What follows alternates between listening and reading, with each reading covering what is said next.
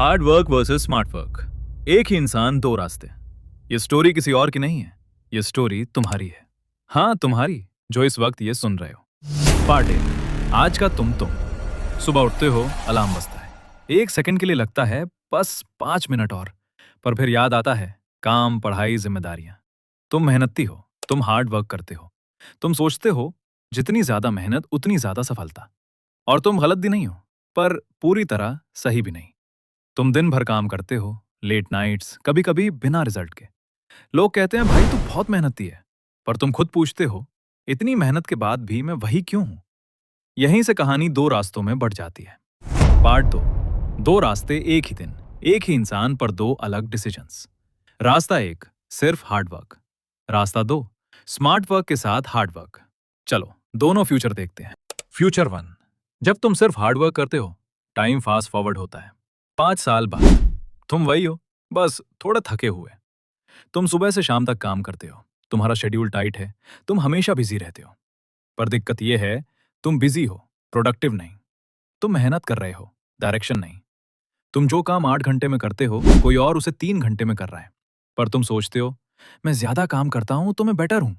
Reality थोड़ी कड़वी है। Office slash career life. तुम्हारा बॉस तुमसे खुश है क्योंकि तुम कंप्लेन नहीं करते, पर प्रमोशन वो किसी और को मिलता है। रीजन, वो काम को बेटर तरीके से करता है। तुम सोच के रह जाते हो पर मैं तो सबसे ज्यादा मेहनत करता हूं। पर्सनल लाइफ, तुम हमेशा ठके हुए हो। फैमिली के लिए टाइम कम, खुद के लिए टाइम जीरो। सपने अब भी वही हैं, अच्छी लाइफ, फाइनेंशियल फ्रीडम, रिस्पेक्ट, पर सपने सिर्फ सपने ही रह जाते हैं। तुम रियलाइज करते हो मैं मेहनत करता रहा, पर कभी ये नहीं सोचा कि कैसे करनी है। और यहीं एक रिग्रेट जन्म लेता है। फ्यूचर टू, जब तुम स्मार्ट वर्क चूज करते हो। अब रिवाइंड करते हैं वापस आज के दिन पे।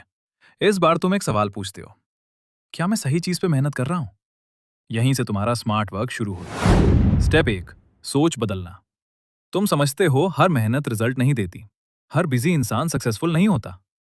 तुम सीखते हो प्रायोरिटी का मतलब, टाइम मैनेजमेंट स्किल इंप्रूवमेंट।